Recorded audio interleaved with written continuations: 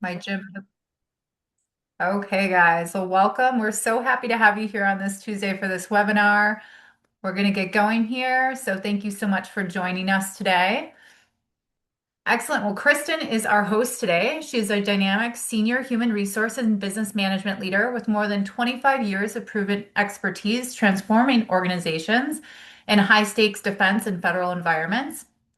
At DISA, she launched the agency's first remote work program, complete with a massive post-pandemic expansion, and led the cyber expanded and led the cyber accepted service rollout across 5,500 positions. Her award-winning initiatives like the Civilian Workforce Agility Program earned a director's coin as a top agency priority. She's a passionate advocate for agile, inclusive teams, currently designing and teaching HR and leadership curriculum here at the graduate school. An entrepreneur through and through, Kristin owns KC Consulting Solutions LLC, co-founded She Wise Publications and Wellness, and has authored 5 books on spiritual and personal growth and published a total of 8, as well as hosts the globally syndicated Surviving the Human Experience podcast on Dream Vision 7 Radio. With an MBA, MA, and HR management certifications as NASM nutrition and wellness coach, Trinity Health coach, and biofield turner, and currently pursuing her holistic health practitioner credential, Kristin brings deep expertise. Ooh, I'm tripping over my words today. Sorry, guys. She brings deep expertise, and let's bring and give her a warm welcome as our host today. So, welcome, Kristin. Thank you so much, Amanda, and thank you so much for that warm welcome and all those awesome things. I appreciate it.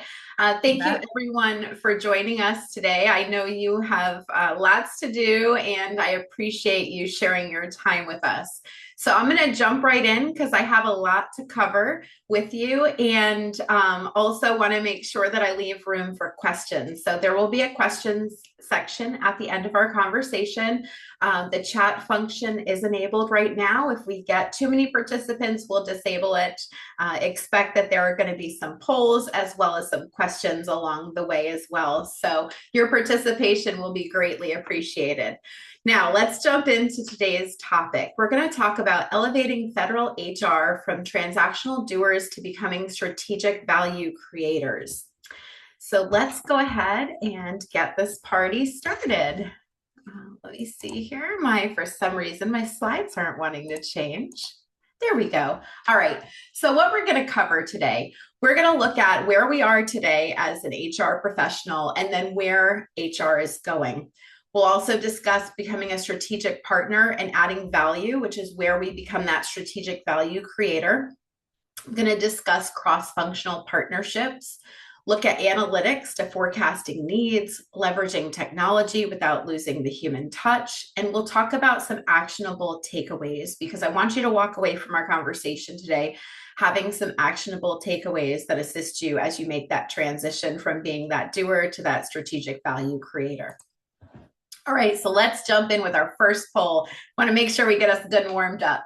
So, how strategic do you feel that your role is in HR currently? And y'all see a poll pop up on your end. If you could just go ahead within a few seconds there. Ooh, I'm seeing the poll go crazy. I love it.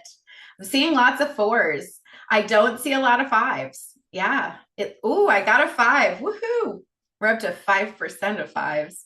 Yeah, it seems like everybody's kind of sitting in that 4 category. So I'm about 55% of you in the 4 and seeing 16% in the 3, 12 in the 2, 12 in the 1. And then we've got 4% that are 5. So that's great. So we've got some folks who do feel that they are having that impact. So, all right, awesome. Thank you so much for participating in that. And I'm going to share those results so you guys can see them. All right, so let's hop into our overall view. So in federal HR, as a professional, we have many hats. And I love this cute little cartoon because you see the bear over there and he's got all of these hats stacked up and he's, asking how many hats are too many hats? And that is the real question because in HR, we tend to really wear a lot of hats. And he says, I'm asking for a friend. So I share with you this image so that we can have a little humor in this process because sometimes it can be painful being an HR professional. You know, we're the most loved and also the most sought after, and sometimes it's a very thankless job. So we're covering areas such as staffing and recruitment. We've got position and classification, management, HR policy and compliance, employee and labor relations, compensation and benefits, and then our executive resource management, which typically encompasses those senior executive roles. And there are sometimes even more than that, right? So we could be handling the work life balance programs, wellness, telework, remote work. There's a bunch of different things that fall into our space. So we're really bogged down with a lot of the things that have to be done as the doer function, very transactional in nature, but required in order to keep the well-oiled machine running.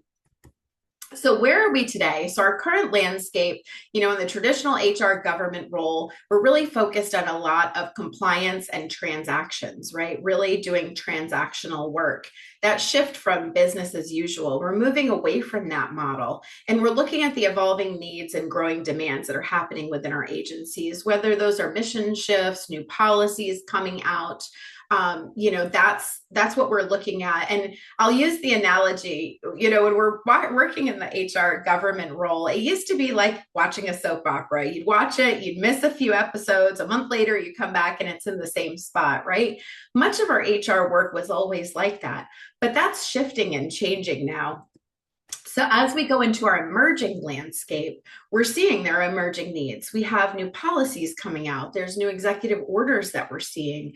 We're experiencing skill gaps. When I looked at the metrics on the latest data that was published as of December 2025, 13.5% of the federal employment population is eligible for retirement. So you have the retirements happening, but then you also have a lot of folks who took the DRP, that deferred resignation program. And in there, you have the combo of the ones that took the retirement with it. And then you have the combination that just took the straight DRP. So as that's happening, and as we see some of the individuals exiting the federal workforce, we're noticing that there's going to be some skill gaps that need to be addressed. And then we have post-pandemic recovery, as I call it. And that's coming out of the space where many were working from home if their jobs allowed them to. And now we're shifting back to that in-person, in-office experience. And so that's a huge change. So we need to look at those emerging needs. We also have to address the change management piece, right? Because as we're going through all of these experiences, there needs to be recognition that change management needs to be occurring. As we know, we're working with people, we're not working with machines. So somebody may be used to doing business a certain way, and as we're shifting that, we need to shepherd that process in a way that's palatable and tolerable as we continue to execute the mission.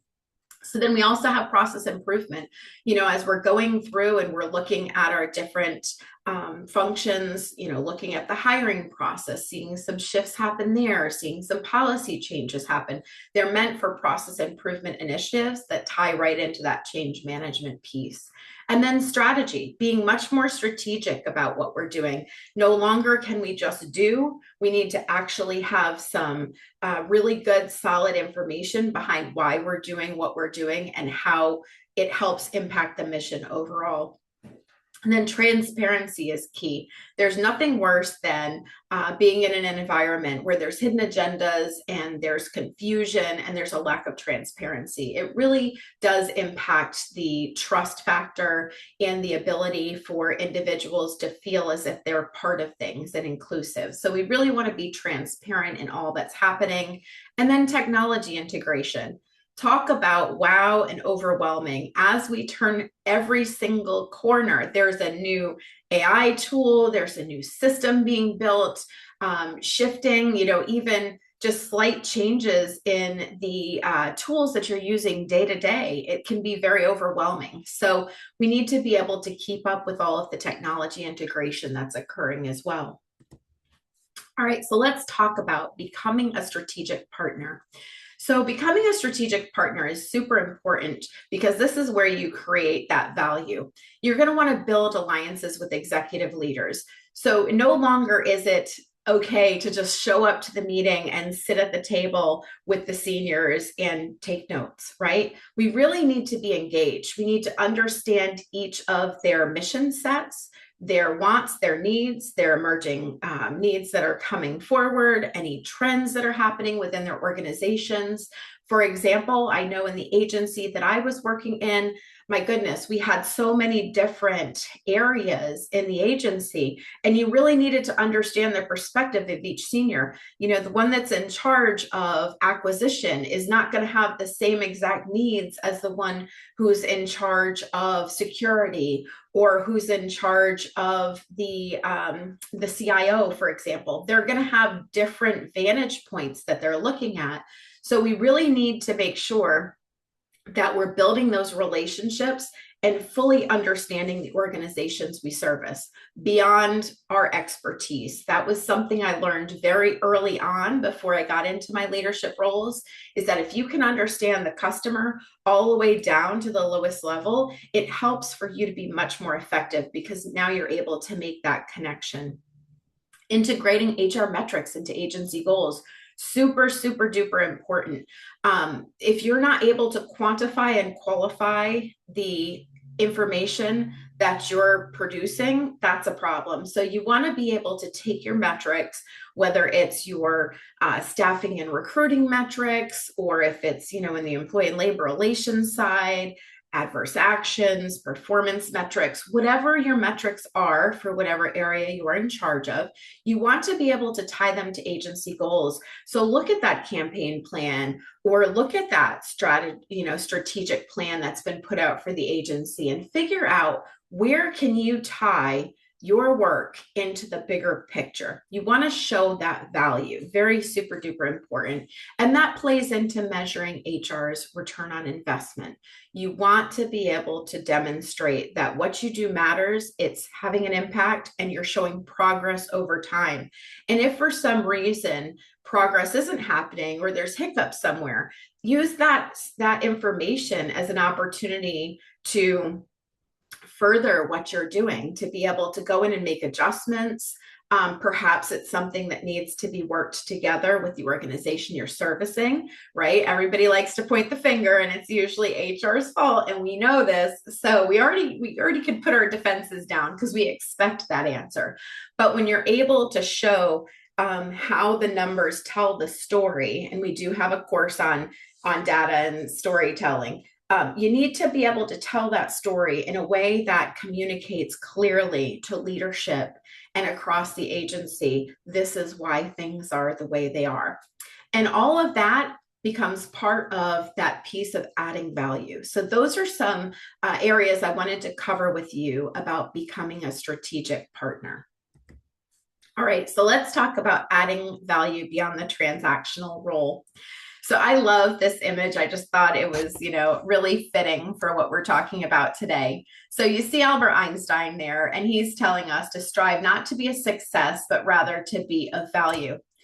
Now, some may argue that success and value go hand in hand, and they could. However, oftentimes when we look at success, we have to figure out who's measuring that success. Is it a personal success? And so you feel that it was a success because you accomplished something, or you got, whatever that task or that project was done, then okay, fine. However, the value piece is, what's the value to the agency or to your stakeholders? What value have you produced for them? Not what do you think you did? What was your success? We're not interested in your particular measure of success as much as we are at the larger level.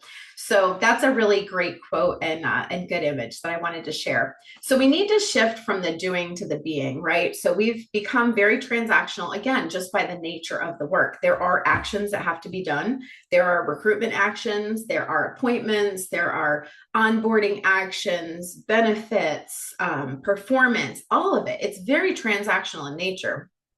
But now we got to shift from not only doing that, but also going into that space of being. So, looking at those emerging needs that we covered already, and then providing strategic input. So, making sure when you're in those meetings that you're going a step beyond. No longer are we sitting there as the HR folks taking notes and figuring out what our action items are. We're actually going to be engaging and having conversations and showcasing our knowledge and expertise in a way that puts us at the table as a key player versus being at the table and having that passive role. All right. So, cross functional partnerships. Let's jump into those a little bit as well. This is a super key part. And for many who are listening today, I'm sure you're already engaged in some really awesome partnership building. But I wanted to foot stomp the importance of the cross functional partnerships.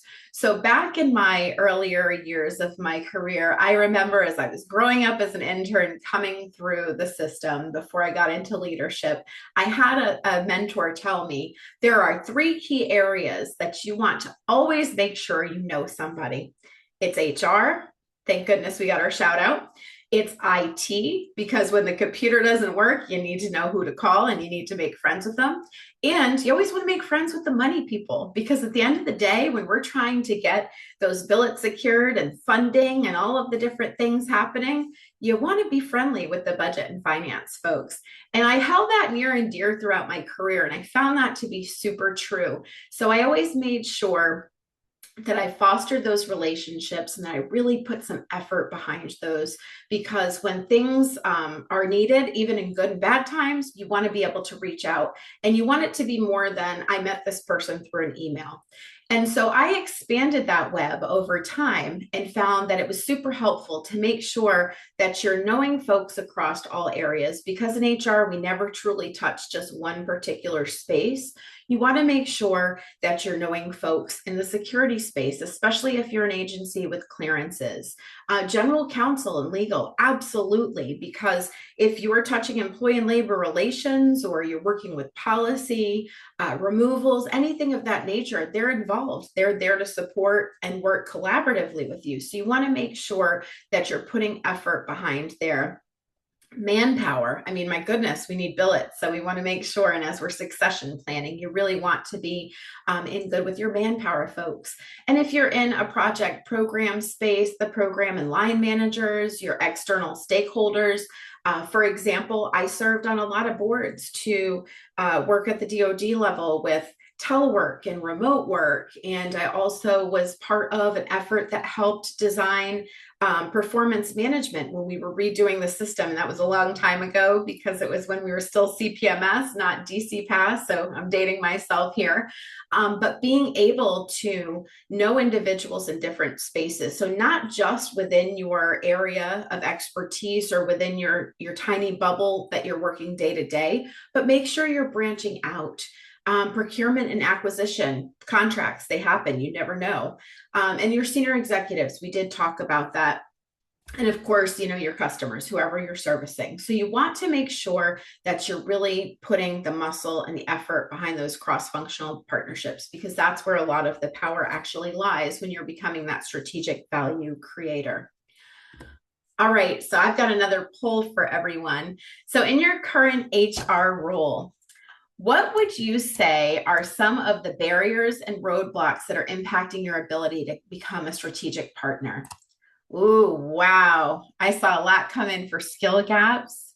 I'm seeing lack of financial resources, lack of support from direct leadership. Okay, just got some data inaccuracies coming through. Yeah, nobody says it's themselves. Oh, I found one. All right, great. Yeah, I always like to ask that question. And the reason I throw self in there is because oftentimes we can get in our own way, not intentionally. We don't mean to, but we could feel that maybe, people aren't listening, or they're not really taking you seriously. And so we give in to that inner critic that could, be self-sabotaging us. And really everybody at the table is just waiting for us to step up and just jump in. So for those that said self, 11%, I'm really encouraging you to just do a little bit of your homework and go into that meeting and just try something a little different. You might be surprised at the results. But it looks like Our largest one is skill gaps at 17. Actually, skill gaps and staff shortages both came in at 17%, and lack of support from direct leadership 15. So that's not too far behind. And self ended up coming in at 11. So wow. All right. Thank you so much for sharing that. I think that's so important. And we will talk about skill gaps. With the staff shortages, yes, there's so much change happening right now. So my heart is going out to you because I totally get it. I always had to work, do more with less mentality where I was, and boy, does that hurt. And the lack of support from direct leadership. So that's where we want to change we want to change what's happening there, right?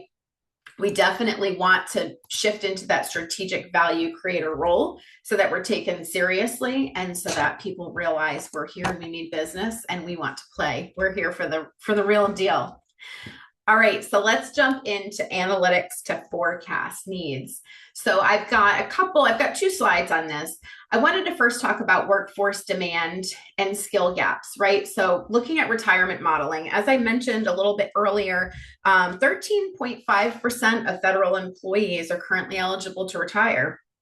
The median age of our workforce right now, and these metrics are as of December 2025, because those are the last ones that were published. They were just published this month, actually. And median age of the federal workforce is 47 right now. So I can, only imagine that that number is going to be rising over time.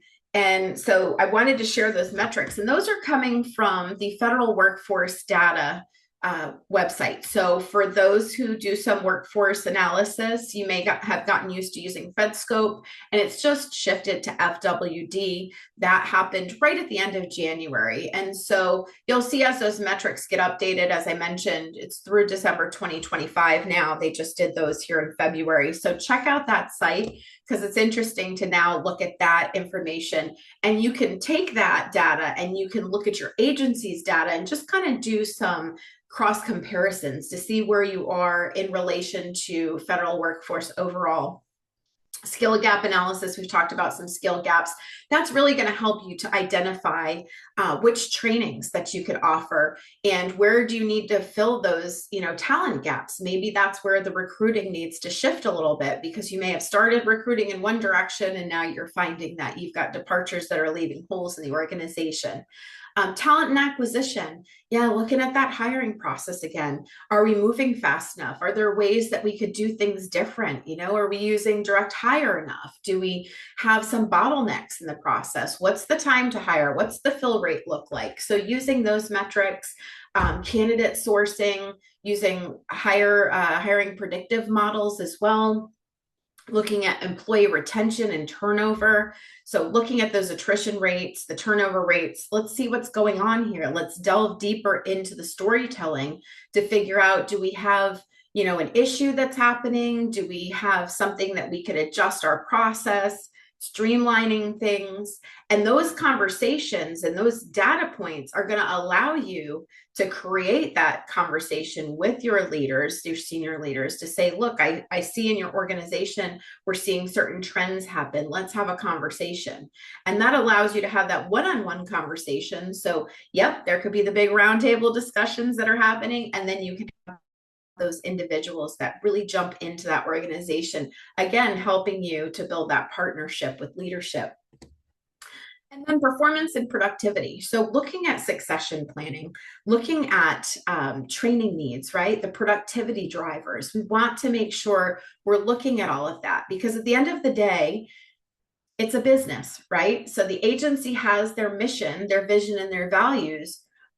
But we can do whatever we want to do, but if we're not meeting that mission and we're not helping drive that train forward, then we're a hindrance. So we want to make sure that we're looking at things from the perspective of the agency because we're there as civil servants to serve the agency and the mission that we signed up for. So keeping that in mind. So the productivity drivers, super key. Looking at compensation, that encompasses the salary distributions, the pay equity, the benefits analysis. And And the agency that I recently departed from, we had two different pay systems. It can get a little crazy and complicated, right? So right now, it looks like the federal workforce, 67.5% of the federal workforce are in competitive service. Well, we were a blend between competitive and accepted. So we had some GS folks, we had GG folks. There's STRL systems out there, there's ACDEMO. There's so many different pay systems. So just looking at compensation, looking at it inside, internal to your agency, but then also looking across the federal workspace so that you've got some good analytics to work with when you're doing forecasting of needs. All right, so let's talk about leveraging technology without losing the human touch. This is another big topic, right? So, as we are HR professionals, we know that we love people. I mean, the number one answer when you ask people is, why do you work in HR? Because I love working with people. Now, every once in a while, we'll get something deeper than that, but the majority of folks do respond with how passionate they are about working with and or helping individuals along their journeys. And so when we now are seeing such a influx of technology happening, we need to really, really contemplate how do we incorporate without losing the human touch. So some of the collaboration tools that I see often used in the federal space, we've got Microsoft Teams, especially, across DoD. You've got Zoom that's being leveraged. You've got Adobe Connect. We have the HR dashboard, so internal HRIS systems. You may have something that's internal and specific to your agency. There's things like Power BI popping up, Tableau. So there's all of these tools, which can be super duper overwhelming because as an HR professional, you already have to follow certain things to get done. It was bad enough we had to figure out USA staffing and make sure you have, all the benefits systems up and going. Now we've got all these additional technology tools that we have to incorporate. And so as we're doing that, and I'm going to jump into the AI ones too, we have to be mindful that we've got to learn those tools, but we still have to remember to keep the human element in all that we're doing. So when we're looking at AI, I just threw out some here. There's so many more, but I wanted to give some examples. We've got Air HR, ChatGPT, Gemini for Government came out. You've got USAI. Some of the agency-specific ones, Army has Camo, GPT. You've got DHS having DHS Chat. GSA came out with GSAI. So there's all of these different AI tools, and that just threw a whole nother ballgame in the mix. We already were trying to figure out the basic stuff, and now we've got AI.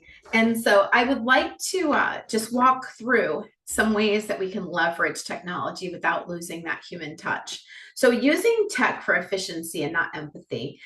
Automation's brilliant for repetitive tasks and data processing, scheduling, logistics, but emotional nuances, trust building, and judgment still belong to humans. So a good rule of thumb, if it requires understanding feelings, values, or context, keep a human in the loop. Okay, so that's what I have to say about using tech for efficiency, not empathy. Make technology invisible. So the best tech feels like a natural extension of human interaction. So think of a doctor using a tablet to show a patient their scan, a teacher using AI to personalize lessons, but still leading the class, and a customer service rep using a CRM to remember your preferences, but still talking to you as a person. Super important. So tech should support the relationship. It shouldn't dominate. So that's the key there where we're making technology invisible. Preserving space for genuine conversation. People can tell when they're being processed. I mean, you can call any call center nowadays and you're like shouting, I just want a person. It gets so frustrating when you're calling. I did it yesterday and I was like, oh my gosh, how do I get to the person? And then you're just going through this entire automated process and then it hangs up on you and you got to call back. So that's what I mean by when I say people are being processed. Small gestures, a personal note, a moment of active listening, a tailored response, those all signal that a real human is present and that they're not being managed by a tool. So being sure to consider those things. Being transparent about when tech is involved. People don't mind technology. They're used to it, right? Everybody has their smartphones, their smart devices, all of them. but they do mind surprises. So clear communication builds trust and it keeps interactions grounded. Designed for dignity. Whether you're building a product or using one, does this make, ask yourself this question, does this make people feel respected, understood, and valued? If the answer is yes, you're good, you're on track. If it doesn't, we need to go back to the drawing board. And then keep humans in decision-making roles. Tech can inform decisions, but humans make the calls, right? They need to make the final calls. So especially when stakes are high or values are involved. So those are just my key items to share with you about leveraging technology without losing the human touch. All right, so I'm interested in hearing from you. What technology tools do you leverage in your current environment? And if you could just answer those on the chat, I'm just curious to see what people are using. And if you want to drop in the chat as well, you know, how you're balancing those tools without losing the human touch. Oh yeah, a lot of people are using Microsoft Teams. Absolutely. Okay, quite a few on Adobe Connect. I was curious on that one. Yeah. Okay. So Microsoft Teams is taking the lead here. Tableau is the least. All right. So Microsoft Teams 91%. Following that is AI, ChatGPT, Gemini, USAI, et cetera, 47%. So awesome. Awesome. Well, thank you. And feel free if you'd like to drop in the chat how you're balancing, or maybe this is a thought you just take away for further consideration. How are you balancing those technology tools without losing the human touch? Because I mean, it's one thing to get them incorporated, but then trying to keep, you know, the people in the process, that's another part of it. All right, so this is one key thing I want you to take away. If you take away nothing else today in this conversation, why becoming a strategic value creator matters. Adding strategic value through data-driven insights, talent strategy, and cross-functional partnerships can lead to better resource allocation and outcomes in government settings. I'm going to say it one more time because I think it's worth repeating. Adding strategic value through data-driven insights, talent strategy, and cross-functional partnerships can lead to better resource allocation and outcomes in government settings. Super duper important.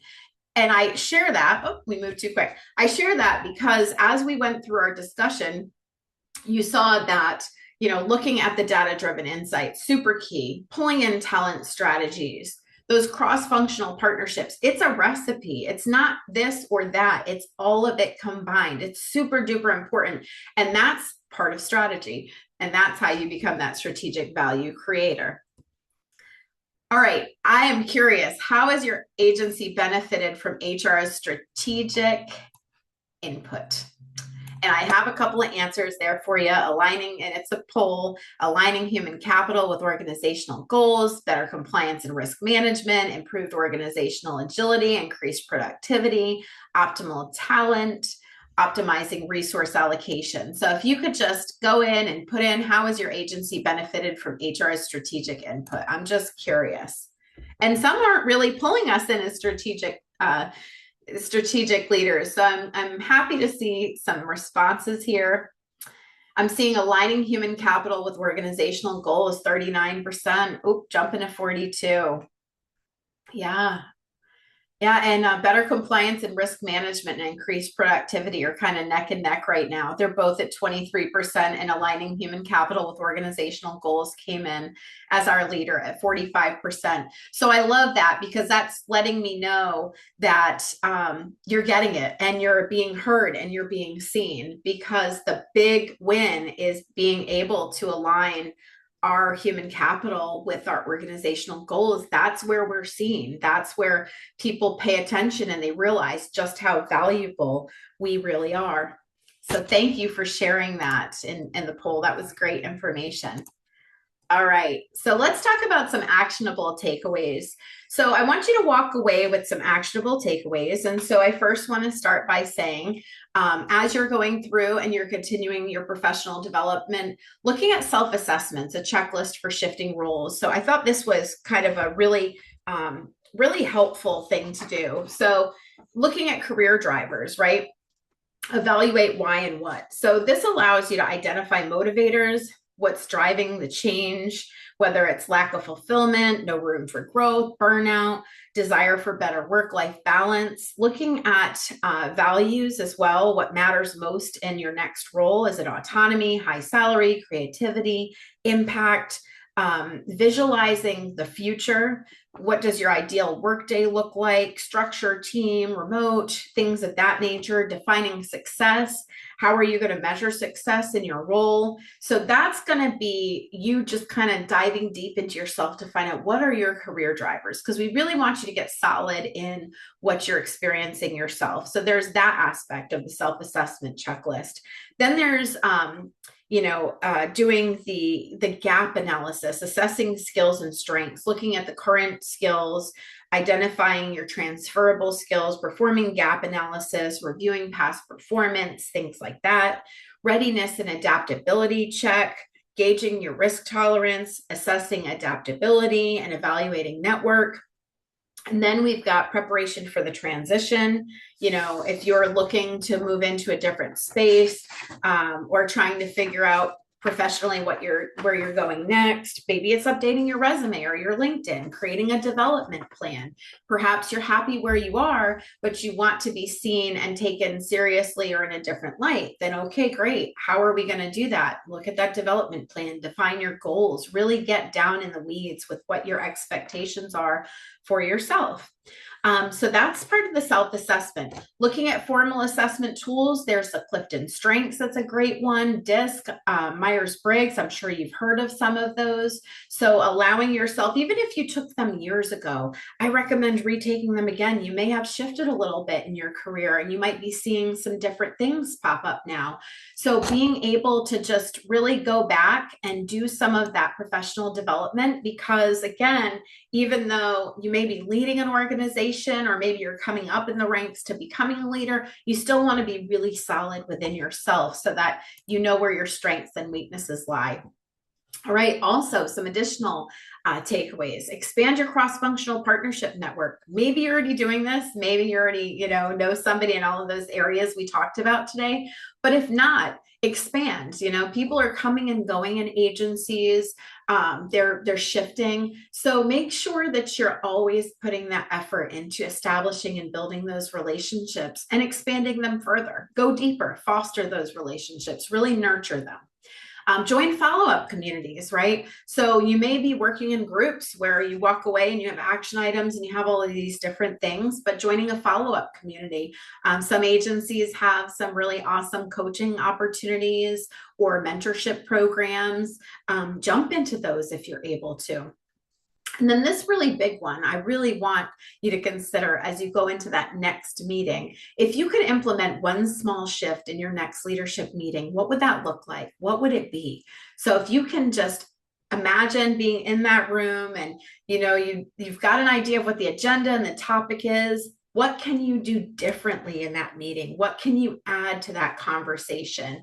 Just something tiny, especially if you're one of my folks who answered earlier in the poll that you yourself were the one that was getting in your way. Then just try something little and do some visualization before you get there so that it's not as scary when you get to that table. Because I've been in those meetings where you look and you're like, oh, that senior executive over there, they're definitely going to have something to say when I, share this data or I give them unfavorable information. So you're already kind of bracing yourself for that. So if you do some rehearsals before you get into that meeting, it's a little more helpful. And then, just see what happens with it. Do one small shift. And then the next meeting, you build upon that. And then you just slowly build that confidence as you go into that space. And then you're creating that strategic value creator presence that you're trying to do. And then retooling and training, right? We talked about it with the technology as we're continuing to shift and to move along. There's a lot to learn. There always is. The world is very dynamic. So we want to make sure that we're staying current, even for your staff. If you're in a leadership position, especially with all the technology that's coming out, make time to make sure that training is available and that everybody is learning the latest and greatest, because again, that helps add credibility when you're walking into all of these different spaces. All right. So I'm going to do a little reflection for you because we're coming to the end of our time together here. I would like to just take a moment to see if you can, off the top of your head from this conversation, what one transactional task could you delegate to focus more on strategy? And you've got some options here. Would it be the administrative and operational tasks? Would it be benefits and payroll, onboarding and employee records, staffing and recruitment, strategic focus areas for HR specialists, or other? And I'm seeing quite a few others, but administrative and operational tasks are coming up as my leader right now, which I sort of suspected would happen because we do get bogged down with the administrative and operational tasks. It's the nature of the beast when you work in HR. Yeah, we're seeing about 44% for administrative and operational tasks. And I'm curious on that other. If you want to drop in the chat what some of those others are, I'd be curious to see what they are. And our second is onboarding and employee records. Yeah, 13%. Wow. But yep, administrative and operational tasks take the cake on this one. All right. So we're coming to a close. Before I jump into questions, I just wanted to take a moment to share with you that if you enjoyed our seminar today or any of our webinars, we've been having quite a few, and I hope that you're getting a chance to listen across and that you're not just focusing on the HR ones, because us HR professionals definitely need to stay abreast of everything that's going on so that we can contribute in all different rooms and discussions. Definitely check out our webinar series. There are so many to choose from. And if you'd like to delve deeper in, we have a slew of courses that would be fantastic in helping you to become that strategic value creator. Some that marry up with the conversations we had today. We've got the Federal Workforce Analysis and Planning course. So if you're looking more in that space, we've got strategic human capital management. We've got internal consulting skills for federal HR professionals, because we really are consulting. And when you're having those strategic discussions with leadership, you really want to have a good, solid consulting practice behaviors when you're meeting and having those conversations, because that's what we're doing, consulting and advising, using and presenting HR data for organizational decisions so that you can help speak the language and translate for sure. Change management for leaders, really important. We have several change management courses. Establishing yourself as an influential leader, that would be wonderful for some of my folks that felt that they themselves were getting in the way. Achieving organization-wide results, decision-making and problem solving. I mean, the list goes on. I have 2 pages worth of recommendations that I would share. So if you haven't already, please do consider taking some of our courses, because we do have quite a bit to offer. And then I'm going to open it up for questions. I know we only have a few moments here. So if we have any questions, please feel free to drop them in the chat. I would love to address anything. I do see one in the chat here. Will the recording and our slides be made available to everybody in attendance? And Amanda, I believe that will be available. Is that accurate? Yeah, this recording will be on the same site that I shared. It's graduate school / seminars. This recording, once it's available and completed in Zoom, we actually upload it to our website and you're able to access that at any time. Wonderful. Thank you. Yeah, you bet. And I've got here the customer service email address for you should you have any questions or want to learn more about anything we're offering. Also, we've got our phone number there as well as a contact. So please feel free to reach out. We appreciate when we have engagement and conversation. And if there are no questions or any follow-ups, I thank you for spending your lunch, or maybe it's morning where you are, or evening with me. This has been a great time. So thank you so much. Thanks, guys. Have an awesome week.